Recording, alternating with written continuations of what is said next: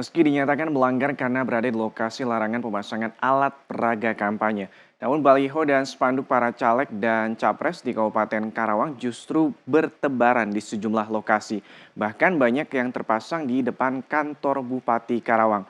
Sementara baik Bawaslu maupun KPU Karawang berselisih pendapat terkait dengan kewenangan penertiban APK tersebut.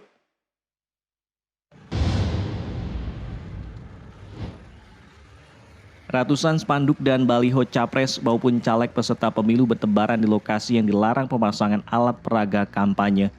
Salah satunya yang berada di Jalan Ahmad Yani Karawang, Jawa Barat.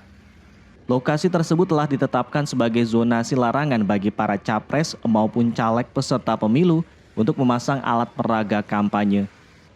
Hal ini sesuai dengan PKPU nomor 15 tahun 2023 dan surat keputusan KPU Karawang nomor 446 yang mengatur zonasi pemasangan alat peraga kampanye.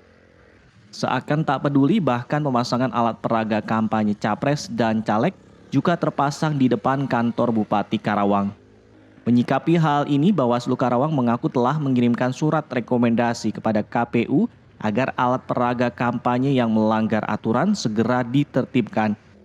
Dari catatan Bawaslu Kabupaten Karawang ada 118 APK atau poster yang berada di zonasi larangan.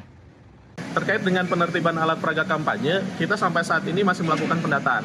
Proses pendataan yang dilakukan oleh teman-teman PKD dan teman-teman Panwascam di tingkatan kabupaten, di seluruh Kabupaten Karawang, kita sedang melakukan proses pendataan. Ada berapa ribu, ada berapa ratus alat peraga yang sudah melakukan yang melanggar ketentuan. Dan kita pun pada prinsipnya sesuai dengan mekanisme peraturan perundang-undangan sudah merekomendasikan kepada KPU ada beberapa alat peraga yang di sepanjang Jalan Ahmad Yani sampai dengan bundaran RMK itu untuk ditertibkan. Ya karena kewenangannya kita hanya merekomendasikan kepada KPU yang menindaklanjuti dalam proses penertiban kepada Satpol PP. Berbeda dengan KPU Karawang menyatakan kewenangan penertiban APK merupakan ranah penuh Bawaslu dan Satpol PP. Di penertiban APK itu kan kami sudah menyampaikan surat tertanggal di tanggal 26 Desember ini. Kami sudah menyampaikan yang pertama surat ke partai politik yang bersangkutan seluruhnya supaya mengikuti aturan yang ada dan menertibkan sendiri alat peraga kampanyenya di titik-titik yang memang dilarang, yang terdapat di dalam SK 446 yang sudah dikeluarkan oleh KPU. Nah, kalau misalkan memang ternyata di perjalanannya belum ditertibkan juga oleh partai yang bersangkutan, tentunya kan itu menjadi kewenangan Bawaslu dan juga Satpol PP. Barusan kewenangannya bilangnya katanya KPU, itu gimana Bu? Nah, ini dia kan kalau KPU itu kita kan hanya membuat aturan gitu kan dan juga menyampaikan informasi, sosialisasikan gitu kan.